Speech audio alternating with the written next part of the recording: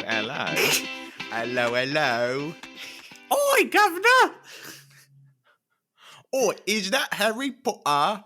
No, this is Hermione! I was talking about the other one. I was pointing, but it's an audio medium, so it didn't quite come through. Oh, and I'm just a classic narcissist, so I thought you were talking about maze.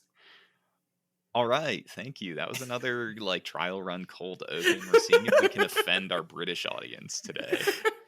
Oh, I was doing an Australian accent. Well, we don't have any Australian listeners, so We might. no, our data doesn't say that we do. Well, they might be Australian living somewhere else, you know? An expat. Yeah. Fair. Yeah. All right. Well, with that said, hello and welcome back. We are the Tough Cut Podcast, and I'm Matthew. I'm Alex. And I'm Hermione. You had to think about whether or not you were going to say Jake or Hermione. I could tell. I That did. little pause. That little pause there. I did, and I felt like, the soul of Hermione took over me. I'm Jakers. Wow, they were really left in suspense, not knowing which it was. And this is episode 84, part 3 of our childhood fears bracket. So it should be a lot of fun. Spooky, scary. These are movies that scare us as kids. Yeah, and we're going to be spoiling them also. So we're going to be spoiling your therapist's notes when you talk about what scared you as a kid. We're just going to be spoiling those. It's going to be a HIPAA violation that we know so much about what you talk about your therapist with. Yeah, shout out to our intern for getting that research. We got another new fresh intern, baby, but they might be going to federal prison later this week. Yeah. But so worth it for the tough cut, You guys were so on the ball. I didn't even get to call out what is coming at them in this episode. We've got Pan's Labyrinth versus Harry Potter and the Sorcerer's Stone in the first half of the episode. And then in the second half, we've got Killer Klowns from Outer Space versus Coraline. Scary. Lots of fun. A lot of alliteration in that round. Lots of alliteration all over the place. Pan and Potter, Killer Clowns, Coraline. With that, Jake, do you want to go ahead and reintroduce Pan's Labyrinth? I sure do. Pan's Labyrinth. It is directed by Guillermo del Toro. This is a 2006 movie, so post 9/11. And it is about, it's in 1944. Allies have invaded Europe, but we're in Spain here.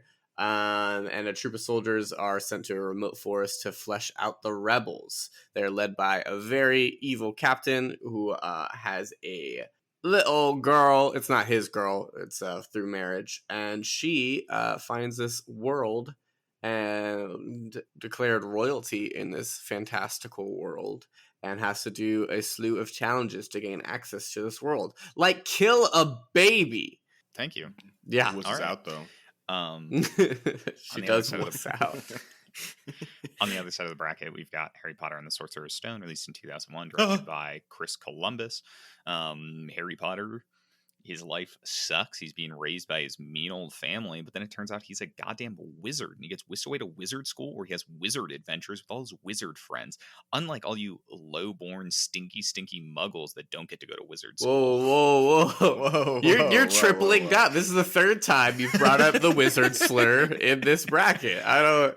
Hey, that's just the way of the dice, baby. You want to know, for me, one of the scariest parts about Harry Potter? I was thinking about this. Yeah. It's a little bit meta, but I'm going for it. That was the first Harry Potter, right? These are all like little kids. The director, Chris Columbus, has to wrangle a fuck ton of little kids on a professional set, keep them like focused, make sure there's a lot of group scenes with them. Yeah. Like in the older movies, whenever they had little kids in the background, they're just like background actors, and someone else could yell at them to shut the fuck up. But this one, he has to like care about every single little kid, wrangle them. This is the first one. That's really scary. That's a tall task. Like, shout out Chris Columbus for that. Did you watch the new Harry Potter documentary that came out on HBO Max? Oh, the anniversary thing? Mm-hmm. Yeah. It's pretty good. It's pretty interesting. The kids seemed like they had a great time filming. They did not feel, it seems like, that they were slaves working on this film set. Which is really that's cool. kudos to Chris Columbus, because that's a scary thing. Also, really hilarious part about that documentary. I don't know if you noticed, Alex, but obviously J.K. Rowling's a piece of fucking shit. Yeah. And it was really funny because contractually they're obligated to include her in that documentary in that anniversary. I mean, obviously. But they refused to actually interview her in current time and just used an old interview. And you could see Hell anytime yeah. she shows up, which is sparingly, it says in a little corner, recorded like 2018 or something, before she said any stupid shit, I think. I mean, maybe not, but like, it's just really funny how they're really trying to be like, okay, but we didn't really include her after she did all these like awful things up front. Yeah. I laughed so hard when I saw her come up and just like in bold letters in the corner was recorded previously.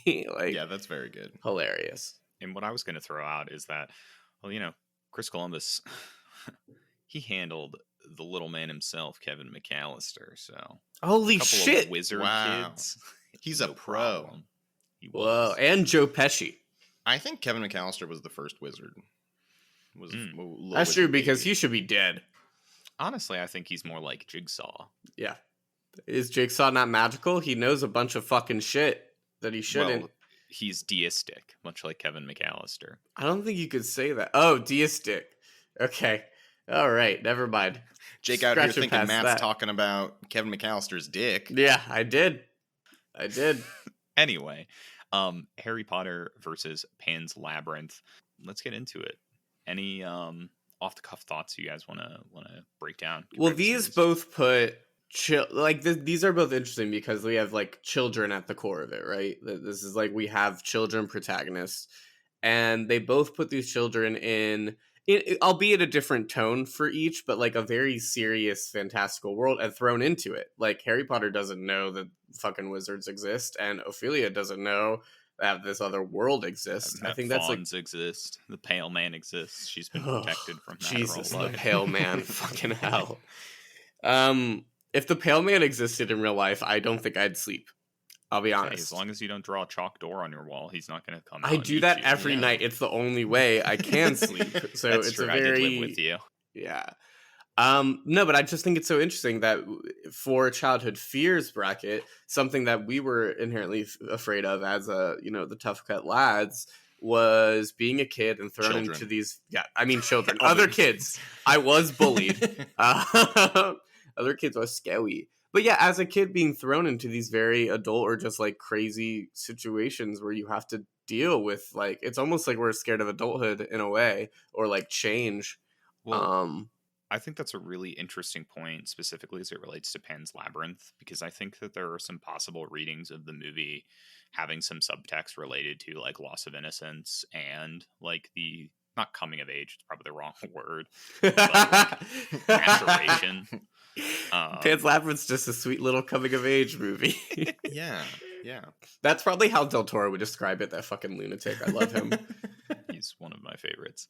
But more generally on comparing the two in that sense, I think there is something to being a kid and seeing other kids like in intense situations that makes it like that much more real, because you can. This is probably just true in general for people, is that they find it most easy to empathize or put themselves in the shoes of people that are similar to themselves. It's why diversity is so important. Mm-hmm. Because, people can more readily be like, hey, I'm a little kid.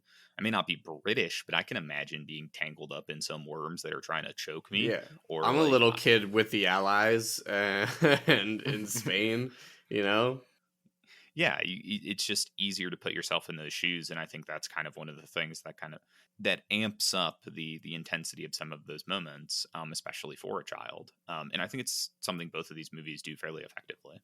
And I think, too, that goes into, like, why, and we talked about this last time with Pan's Labyrinth, like, why a kid would see that movie and think, like, oh, yeah, this movie is, like, for me. This is a kid's movie. Like, with its, like, fantastical tone, seeing this, like, child protagonist. I just think, it's just so interesting that, like, they also, both Harry and Ophelia, like, they need an escape. They desperately need an escape from their real, like, quote-unquote real-life scenario. For Harry Potter, it's a little bit more concrete that it's real. If J.K. Rowling pulled the whole "it was all a dream" in the cupboard, like that, there's a stupid fan theory that always goes around. It's like dumb, hate it. But like with obviously Pan's Labyrinth is a little more, it's not as cut and dry that what is she's real and what isn't. experiencing. Yeah. And I just think it's like because I was thinking of another movie that I almost put on this list, but I tended to not like fear it as much, but it did put like some level of fear in me. It's one of my favorite movies of all time, Spirited Away. And that movie is kind of scary. Like when I first like watch it, it can be overwhelming. The monsters are fantastical, like all these different things. And it's because, she's scared of moving, and she's either creating this like world in her head or it's very real, but she still needs to learn how to like change, and that change can be good, but also sticking true to herself and blah, blah, blah, blah. Obviously, that's a gross generalization of Spirited Away and its themes, but like we're not talking about Spirited Away here in this bracket, so I had to. I just think it's really interesting as a kid. I guess I'm just speaking for myself. Like part of that fear is change and like getting away from your current like environment, but we don't even know that. We're like little kids and we're just like spooky images and spooky whatever, but it's a common thread. Maybe we realize as adults when we're like afraid. Building on one of the thoughts you mentioned, but going a little different direction, related to this idea of escapism, because these are two characters that it's pretty well established, like they certainly need an escape from some part of the hand they are dealt. Mm-hmm. Harry Potter pretty quickly moves from the shitty circumstance that Harry is in with his family that treat him very poorly to the mystical, whimsical land of Hogwarts. Whereas Pan's Labyrinth, it is like the movie is that journey of getting like achieving the escapism from your circumstances in what is like already living a horrific day-to-day life, like living in, fascist controlled Spain with this sadistic man who is now your stepfather. And the alternative is like you have to go toe to toe with terrifying beasts in a series of challenges for a mystical fawn. Like, shit, dude, if you made all this up in your head, girl, like yeah, but it's so crazy that she'd like rather do that stuff, like she was like invested. She was like experiencing like the only time, well no, she was pretty afraid for like some of it, but I feel like the only time she showed true fear was the pale man shit. I mean, obviously that's scary, but I feel like that's childhood though, this like idea of I am special, like I have an adventure waiting for me. Like that is such a common thing for children, and I feel like that is what like part of what makes her so relatable is that like, yeah, she's trying to escape from this otherwise like terrible situation. But I feel like if there wasn't a terrible backdrop, she'd still look for that adventure. Like it's almost like she would rather like choose her fear, choose the things that scare her, like than having them forced upon her. Like, because if it is truly in all her head, she chose some scary shit to escape to, like that's still some scary shit. Yeah, but she would rather do that. Like that's her purpose. Exactly. I think that some of it's also that like they're in what are truly horrible circumstances for all intents and purposes. Like living under sadistic fascists kind of sucks, and to like try and understand why humans would treat each other this way, I think is really hard to do, especially for a child. So conceiving of like the mystical pale man who is like an arbiter of true morality, he will leave you alone unless you steal from him, in which case he's gonna sick you dead, like is much easier to understand like why they may do that. Though that interpretation certainly doesn't begin to tackle or explain the fawn as a character. Yeah, at all. Yeah, fawn's so interesting to me. Inherently deceptive, and kind of cute. One of the top letterbox reviews for Pan's Labyrinth is, if this movie had been released in 2018, how many of you would have decided you wanted to fuck the fawn? And yeah, I'm like, yeah, totally. Unfortunately, a high number. High number. And there might be some pale man stands out there. They're like, God, I hope not. There is. I think there might be nothing I want to see less than Pale Man fanfic. But imagine Pale Man. No, I don't. Pale want Man to, X Jake. Fawn. Jake, I don't want to. Imagine, or that big frog. Hey, Harry Potter is in Pan's Labyrinth. How he doing, Matt? I'm steering us away from this conversation. Close the tab. Yeah, we shouldn't touch that, man. This is the voice of a man who has seen hell. Yeah. Look, I look, the Pale Man, like, I haven't Googled anything. Full disclosure, audience. The Pale Man already looks like an uncircumcised penis. Jake, please, let's move on. Anyway, Harry Potter. Harry Potter is in Pan's Labyrinth. How's he doing? He's getting bodied, dude. I don't know. He got plot armor. Okay, so He dies. He's He chosen, dies and he's still fine. He's chosen. Oh, are we talking about grown Harry Potter or Sorcerer's Stone Both. Harry Potter? I think both. He dies as a kid, as a baby, and it's like, never mind, you're still fine. And then he dies as an adult, and it's like, just kidding, you're still fine. Yeah, Harry Potter spoilers can't for, like, die. the So- 7th Harry Potter. Okay, but here's my argument. Here's my argument. I need you to understand. Harry Potter learns slurs and is a cop. If he goes to a fascist-held, you know, I don't know if he's not joining the side of the people who were siding with the Nazis. I'm just saying. mean, I don't think he's making good decisions. Okay. But like, I think he joins the fascists, right? Oh my Like, God. That's how Hey, he survives. he believes the rhetoric for sure. Look, Right. admittedly, Harry, given the in context of the Harry Potter universe, given the opportunity to join the wizard fascists, he didn't. That's true. Oh, right. And remember, he did free a slave by giving him a Just one. sock. Just one, though. Just Just one. one slave. And he was a very fine with- abnormal slave. For what Doesn't it's his, worth. like, his... Yeah, it was a special slave. Do you remember, like, in Sirius Black's, like, house, his rich-ass, you know, godfather? He also has a fucking Dobby guy, Creature. His name is literally Creature. Rude as hell. I bet his name's actually, like, Joe, but they call him Creature or some shit. And Harry doesn't free him. Well, yeah, but he wants to serve. Whatever, dude. That's one of, like, the big things with the house elves is, like, it's a plot in one of the books. Hermione is like, we should free all the house elves. And everyone laughs at her. They're like, this is the dumbest shit I've ever heard. They want to be. They want to. Well, then free them, and then if they want to do it, they'll still do it. It'll be a job. Nah, wages. Overrated. Like, and also, like, Sirius Black is rich. His family is rich. The whole Potters are like, They rich too. yeah. Dude. They're like literally also not they don't get into it in this movie, but the fact that the Weasleys are like dirt fucking poor and Harry is fabulously wealthy and never helps his best friend out is Not his fucking actual best friend. insane. It was all a ploy because he wanted to fuck Jenny this whole time. And- Literally, the most he does is he buys Ron some candy. It's like, that's it. That's all that happens. Yeah, there's like 1,000 opportunities for Harry to be like a decent human being to his best friend, but he's like, I'd rather you guys languish in poverty. And Which is he crazy gets that so there's wizard sad. poverty. Yeah, wild. Just fucking splash up some gold, you idiot. Like, Anyway, so wild. Oh, I'm Harry. My parents are like dead. Oh, it's so sad. Like, I can't spend Christmas with them. Meanwhile, Ron gets a rat for Christmas. yeah, Harry's part of He the gets his wizard brother's 1%. rat. He doesn't even get his own rat. Yeah. It's a hand-me-down rat. Like, at least make other people's lives better if you're gonna be fucking fuck you. Yeah. Though but circling back, I do think Harry would manage. I think both of these characters would manage in each other's stories. Yeah, I think really Harry well. would make the same mistakes that Ophelia does. Like, That's he'd fair. steal candy from he'd steal food from the Oh, Pale he Man. absolutely would. Like, you know, And Yeah. some part of me feels like, unlike Ophelia, who's like, I made a mistake and tells the fun, I feel like, I don't know, Harry might lie about it. Not that Harry he's not might like an lie, honest but I also kid, feel there's like something that yeah. just, I he'd don't lie know. about it for sure. He'd try to get away with it. I feel like Harry would also kill the baby, 100%. Yeah. Do you want to elaborate on why that is?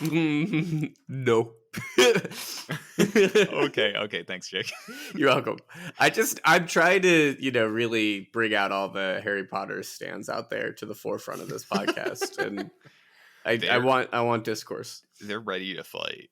Yeah. Both sides are ready to fight about Mm-hmm. it. I guess something I just in general want to dig into with you guys a little bit. We've touched on it a couple times, like what is real, what is not in Pan's Labyrinth.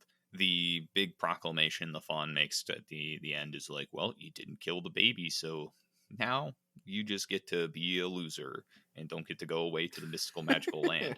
And then after Ophelia presumably dies, it's like, just kidding. That was a trick to see if you'd kill the baby. I do think the movie plays with this idea in a couple different senses of Mhm. like, is what she's seeing real? But then there's also like this additional layer of maybe some of it was, but for example, her, in her dying moments, imagining getting away to the life she wished she could have had. Yeah. Maybe that is just her coping. Like, to like, what extent do you guys actually think the events occur as they're seen? What of it is real? What of it is not? Who is to be trusted? Is the fawn just a powerful trickster? It is named Pan's Labyrinth in English, El Laberinto del Fauno in Yeah. Spanish. So it's the Labyrinth of the Fawn in Spanish, which Mhm. implies this fawn, is he Pan? Is he just a deity in and of himself? Is this all just this cruel trick? Mhm. I'd like to believe, obviously, I love it when fantastical stories happen. Like, obviously, you'll see a lot in this bracket, other ones, the Coralines of it all, whatever. I'd like to believe it's all real.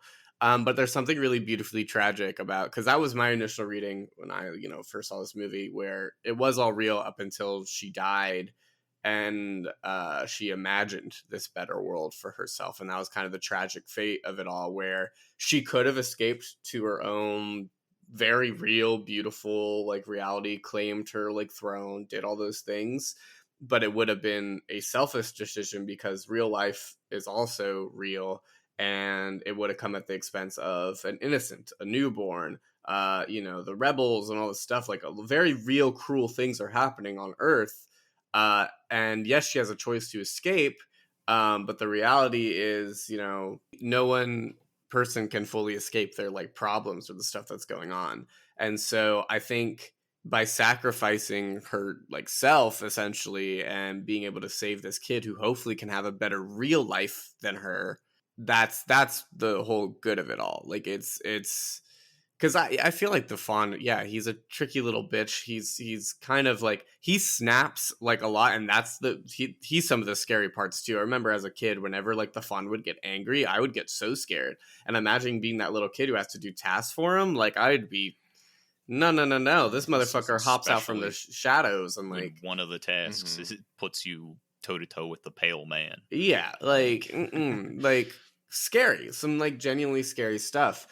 I think maybe this other world is, and they're trying to say with the task of killing the innocent, it's also not as great as it could be. The Like, it, reality of it is it's sure, just as cruel as our own world. yeah, but she just happens to be royalty, so maybe it's quote unquote better for her. You know what I mean? Like, it's like you're going to from a non-privileged life, and still she was in, like, kind of a privileged life. I mean, she was like with an officer, like, in this, like, high up place. They were just doing cruel shit, and this other kingdom, whatever, was doing.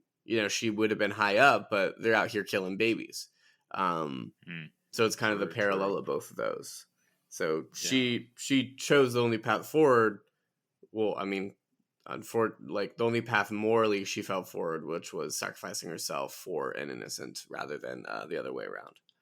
Yeah, I think that's a really smart observation about it, in like the cruelty of the other world, and that she's like looking for this escape, but then it ends up being just as cruel and just as awful. You guys ever think about what the heck the Pale Man is and like why he's just like got this palace and why chalk doors lead there? Because like, is that the other world? Could she have just like gone there and then left the Pale Man's palace through like the front door and then just like been there? That was another test. She fucked up. She's like, how clever this little girl. Not.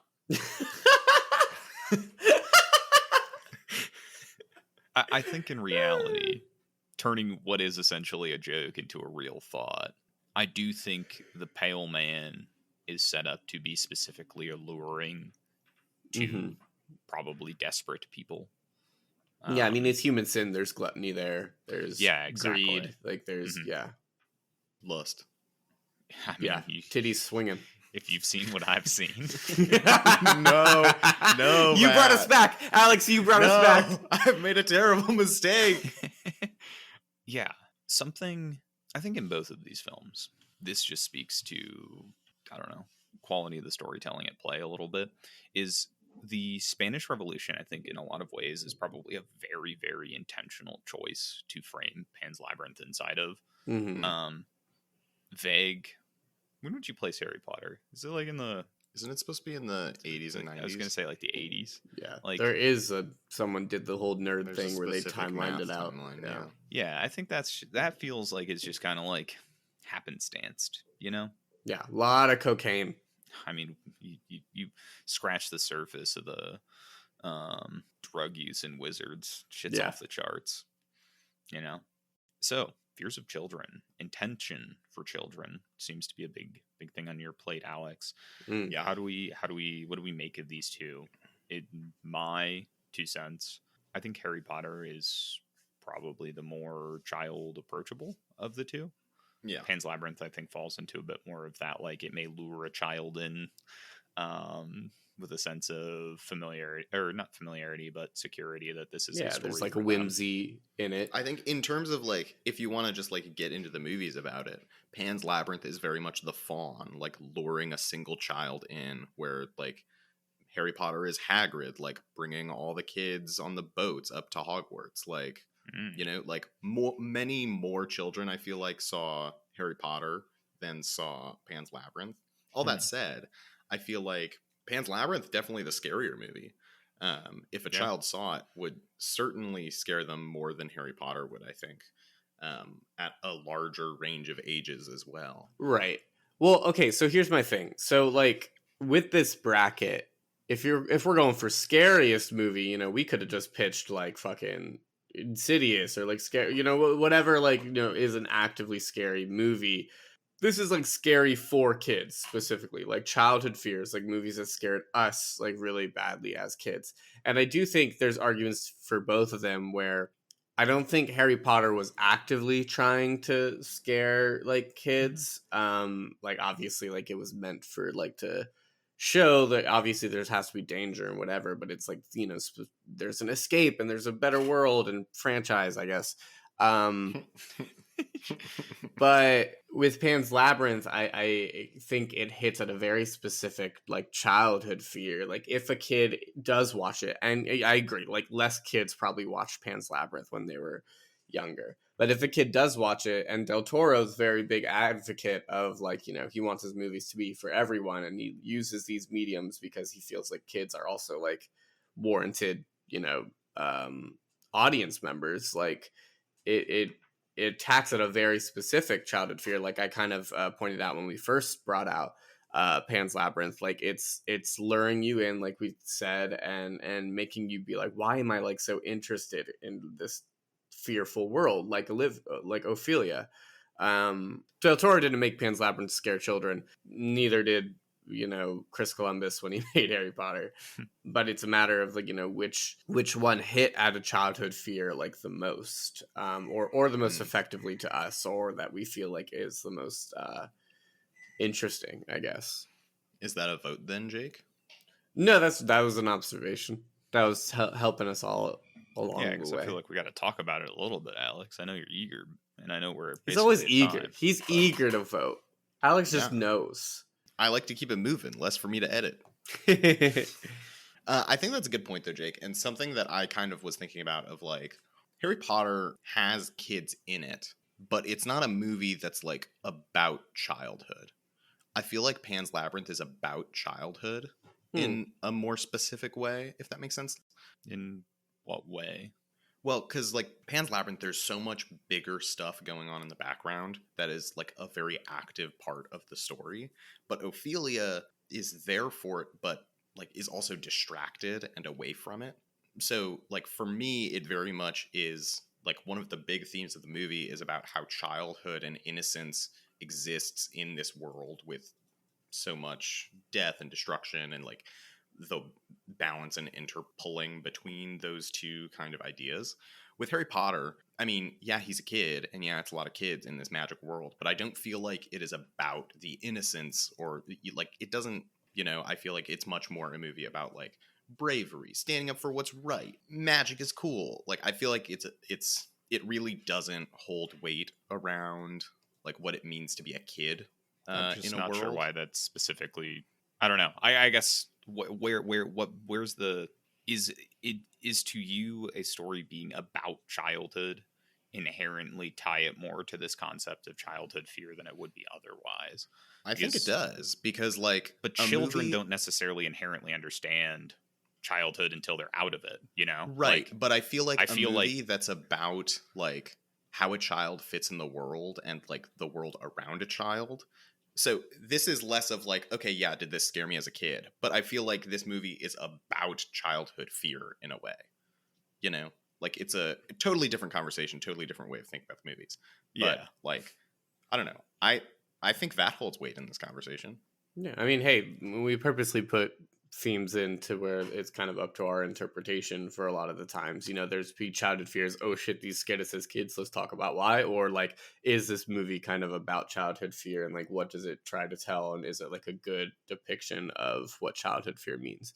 You know, like obviously when we get to the other side of this bracket and you have like a movie like Killer Clowns, they're not talking about like, what does it mean for a child to be afraid of killer clowns? Like it's more, that shit scared me as a kid.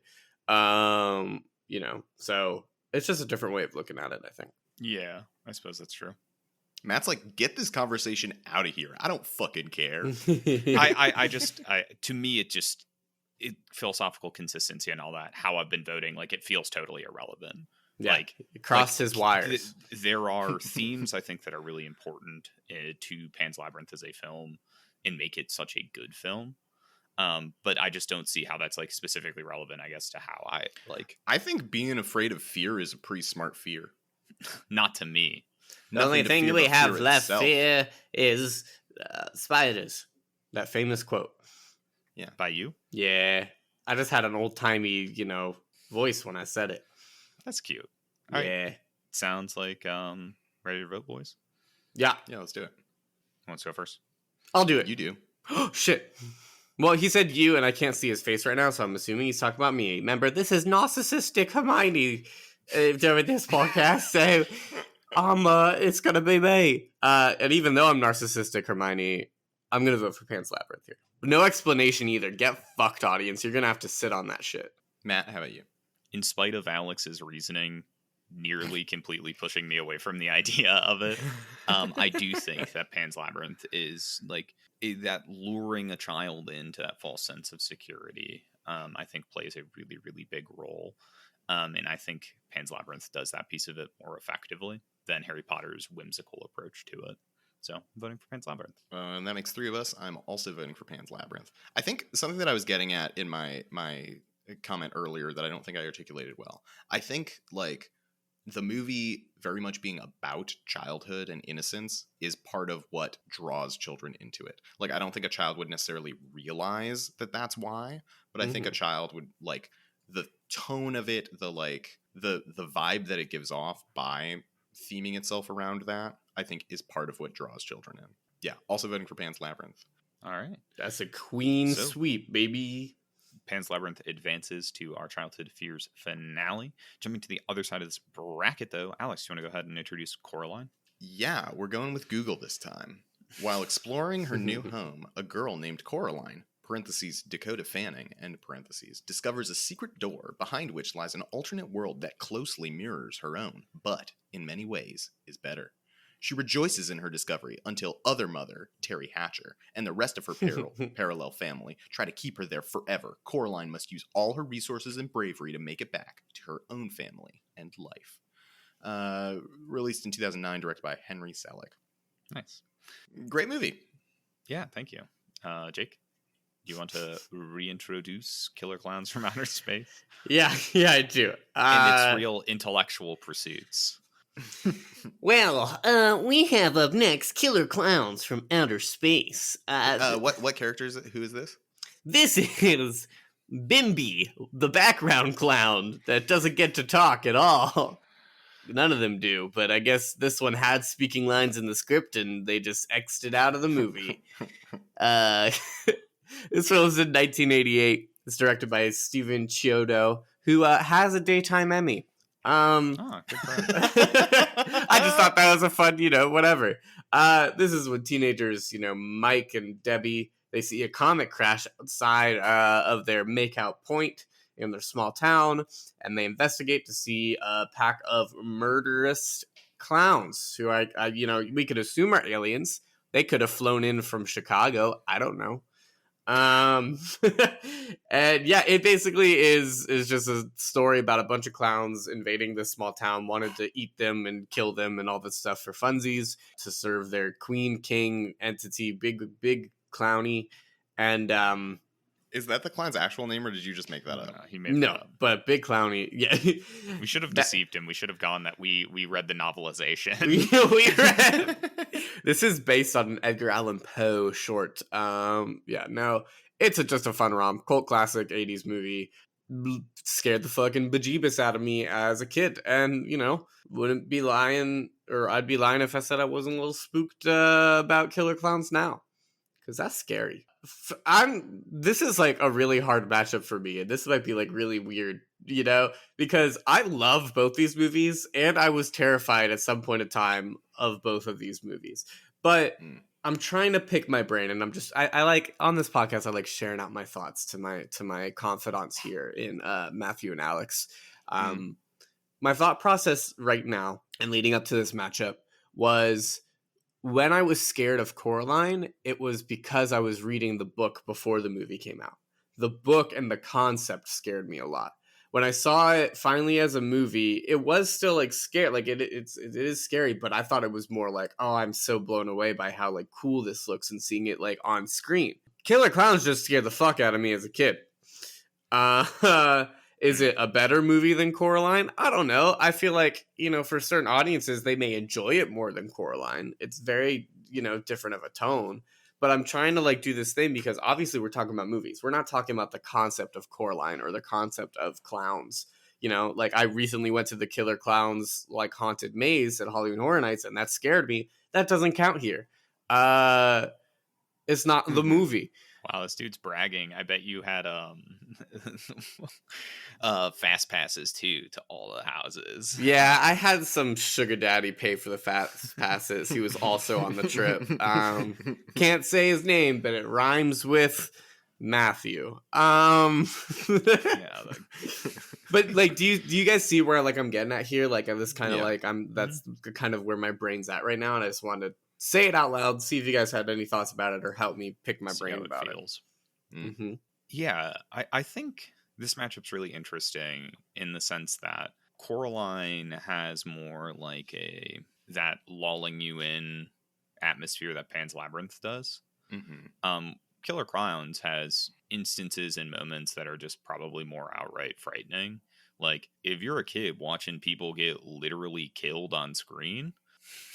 Yeah, that's pretty intense. Yeah, it is. So if I empathize finding your way to people. I bet you never trusted another clown in your life, Jake. I surely did before. Yeah, explains why you would never accept my free popcorn I would offer you. Yeah, you did. Maybe it's baby clowns that are going to burst from your chest. So here's kind of where I'm coming at it from, because. Like, yeah, I agree that you need to separate them from the book and just like clowns in general and from Halloween Horror Nights and all that. As a kid, watching these movies, I didn't see either of these movies as a kid. They both would have scared me. Right. I think if I had been sat down in a room and it's just me on a couch and a TV and these movies are on the TV, I am watching Coraline through. I don't think I would finish Killer Clowns, and it's not because I think it was too scary. I think I would not have wanted to watch the movie. Like, it's so not my vibe. I wouldn't have even gotten to the scary parts. So, like, for me, this is at the end of the day the childhood fears bracket. Like, it's things that scared us. But I do think quality of movie factors into it, and I know you guys like Killer Clowns a lot. I unironically think it's a great movie. Yeah, like, I think that factors into things too. Sure. It's interesting because, like, on paper, it's like all kids are different. Obviously, we're not here to generalize kids and their experiences. We're just one kid, one mega kid. We're one mega kid, and it is the clown at the end. Mega kid hive mind. And we're just like a pool of 3 people who watch stuff as kids. And it's clear, like, even or didn't. That's the thing. Like, and we have like these camps of like I feel like on paper there should be two types of kids. Kids who watched the Coralines obviously get scared, and kids who went out of their way to watch shit like Killer Clowns when they were a kid and Well, be okay, but what exposed. about me who didn't watch Ivor, Jake? Or me and Matthew who watched both, So it's kind of tricky because it is a matter of preference and taste of these movies. But like, I will say there is something special to me about being a kid and watching something you have no business watching.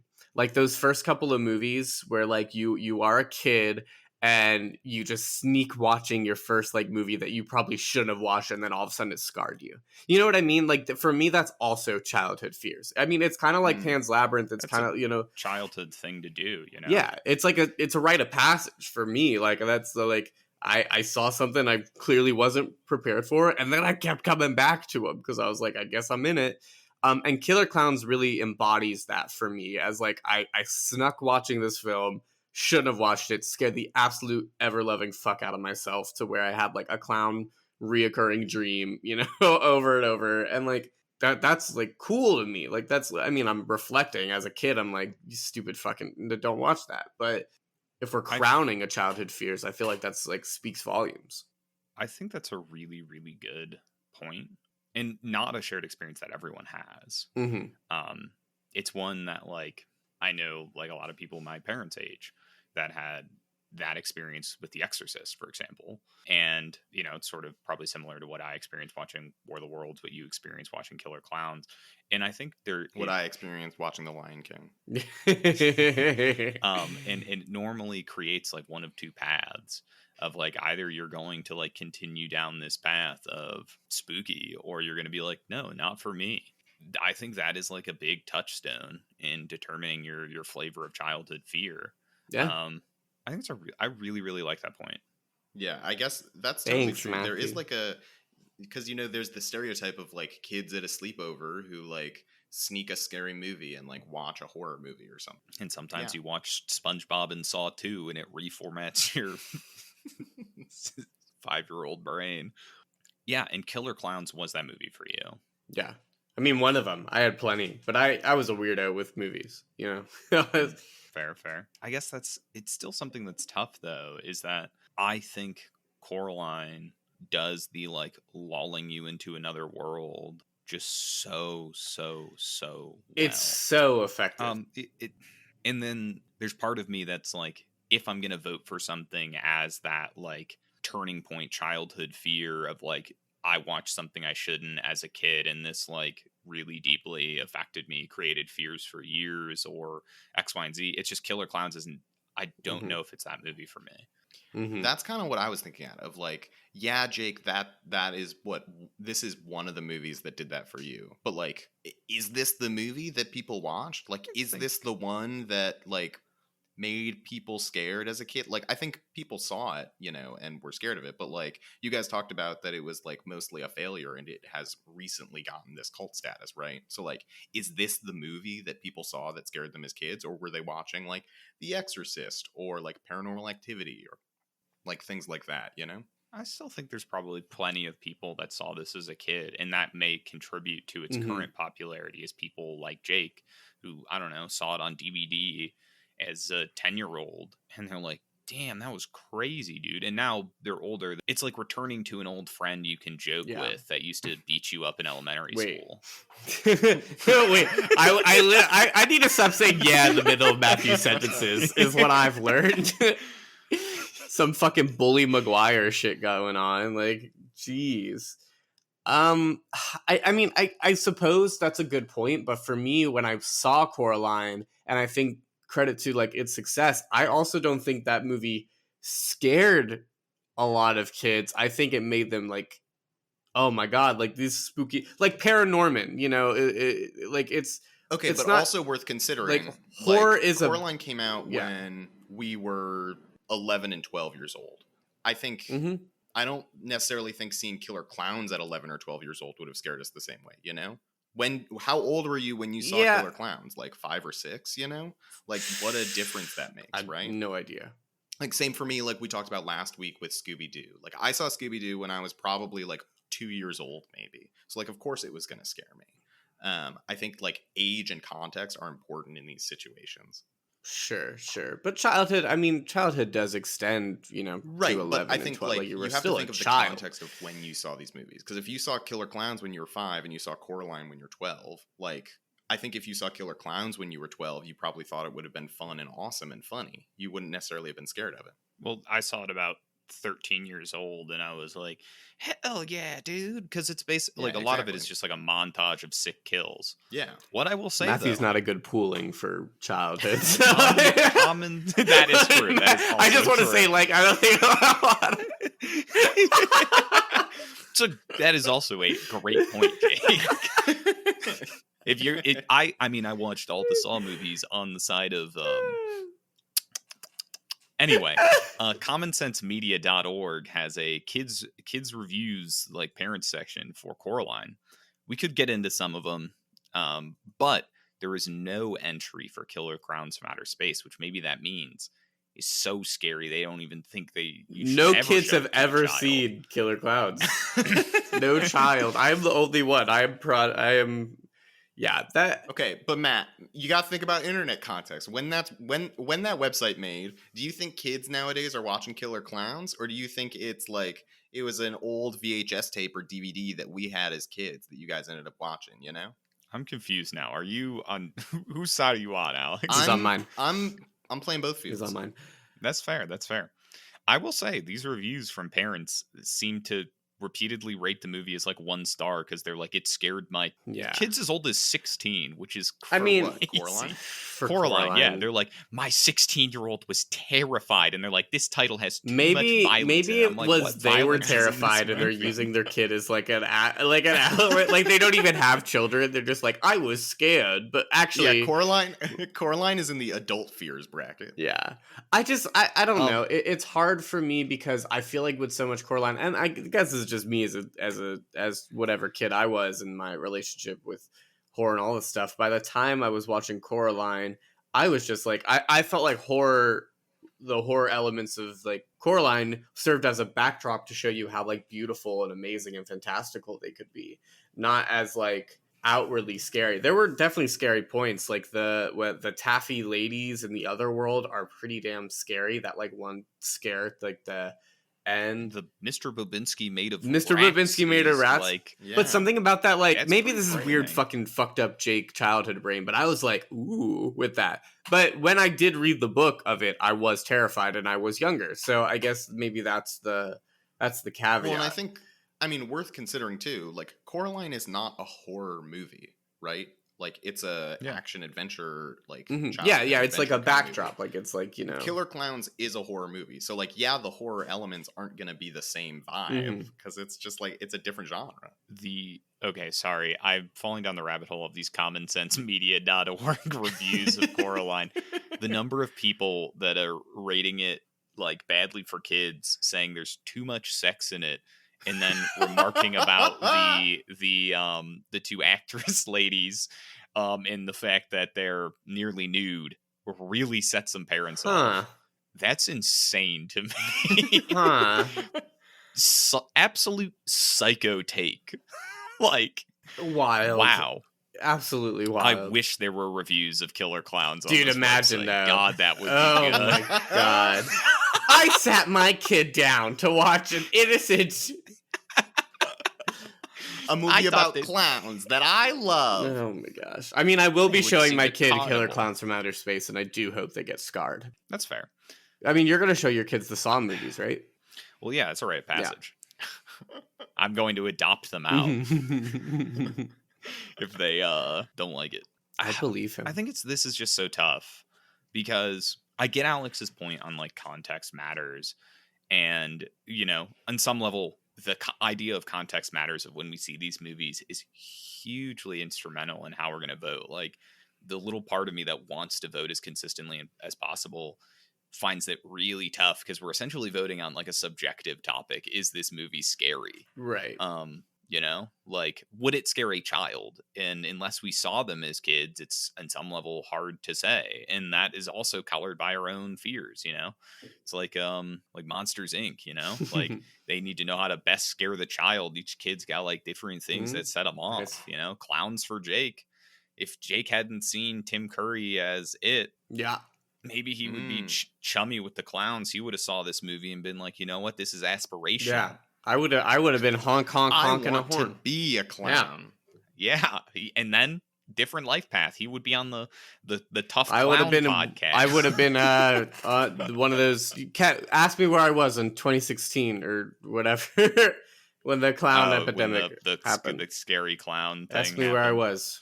Where were you? Also, audience, if you had an encounter with a scary clown that year, let us know. Because I've yet to meet a real person that's actually. There's a really funny tweet that was like, all right, now that we're all grown and years have passed, who was dressing up as those clowns? like let's just come out and say who it was, you know, at this point. Yeah, that's what I want to know. I think there were actually some on Marina's campus.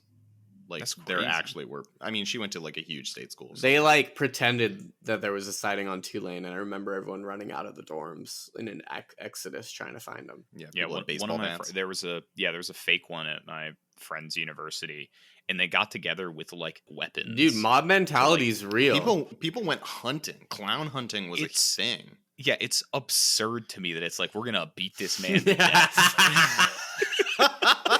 Again, Matthew is not a good indicator for her.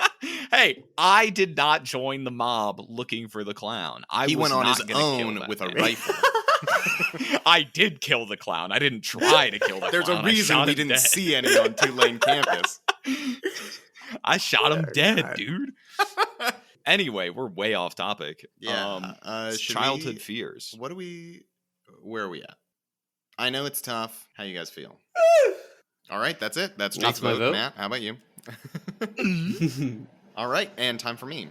Squelch.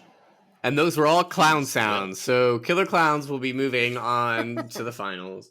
It is tough. But I do think I have a vote if you guys are ready and willing. I think I'm ready. I think I can be willing. So for me, Jake, start us off. Yeah, I'll start us off. I fucking love Coraline, but I think I love it too much, and my goggles are saying that it less scary, more I enjoy this, not because it's scary, but because it's fantastical. And Killer Klowns, when I think of it, I'm like, I was fucking terrified, and now I get to laugh at it, and I think that's kind of a beautiful thing about childhood fears. So I think the more beautiful evolution of a childhood fears and its bracket, I'm gonna go with Killer Klowns here. Yeah, I think think about it for me. I think as a kid, I probably was more likely to have seen Coraline than Killer Klowns. I think both would have scared me, but I think at the end of the day, I got to go with Coraline here. As the enlightened Zeta male that saw both of these films when I was younger. Retweet. And was scared of neither of them. Yeah, because, fun kills. You fucking because they can't all be Saw. Yeah, exactly. Or War of the Worlds, really. And neither of these films scared me as a child.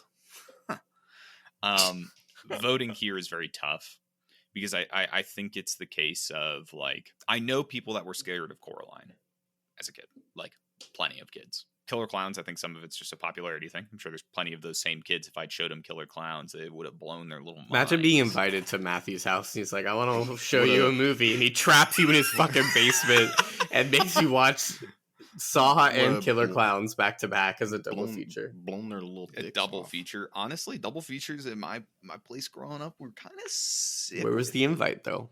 I would have come. Yeah, where was the invite, though, Matt? It would have been coming 15 years later.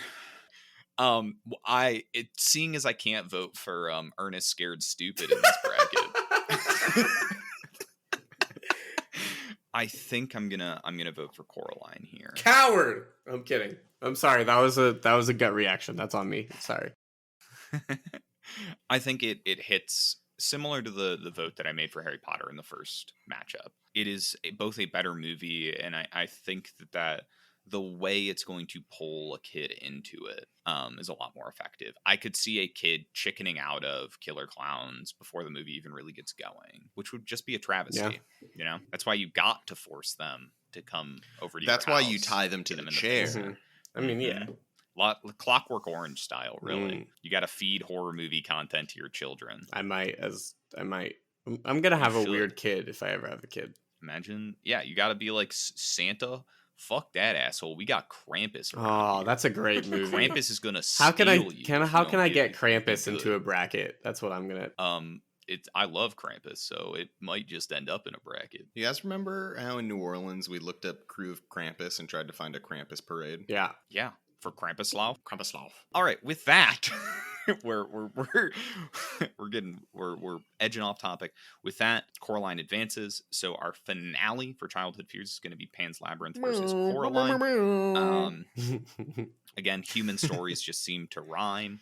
If you enjoyed today's episode, make sure to rate and review the show on all of your favorite podcasting platforms: Apple, Spotify, Pocket Casts, any of the above. And remember, we do expect you to pay, but we only accept Kohl's Cash now. That's a new tender we're doing. We're doing Kohl's Cash only for our premium content. Yeah, if you're looking for some premium content, we are down bad for some Kohl's Cash. The holiday season is coming up, and we know the best place to shop and use that in-store cash is going to be Kohl's. If you don't see this ad disclosed, it means we're breaking the law. Nice. Make sure to get your honorable mentions in. If you're listening to this, we will be posting for honorable mentions. What movie scared the bejeebus out of you as a kid? I want to know. I'm sure there are going to be some. Yeah, I think there's going to be like Spirit, the horse. Yeah, if you have a cringe childhood fear you don't want us to talk about on the show, then don't send it to us at Tough Cut Pod on social media. We're on all of your favorites, so you can not send your honorable mentions to us if you don't want us to talk. Really about good. them. They're totally gonna do it. Hit them with that reverse psychology. Yeah. Exactly. If you enjoyed today's episode, who should they share it with? Share it with someone who was affected by the Killer Klowns a couple years ago. Whether they were a clown, hunted clowns, or got stabbed. Yeah, share it with someone you know who got stabbed. Just in general, just actually. They might need... They're recovering in the hospital, and they need something to really perk them up. A couple of laughs from the boys at the Tough Cut. Basically guaranteed. It's medicine. I take it every day that I record and sometimes listen to us outside of it. Yeah, who needs doctors when you have the Tough Cut podcast? The Tough Cut podcast a day keeps the clowns That hits away. a little too hard. I don't have health insurance.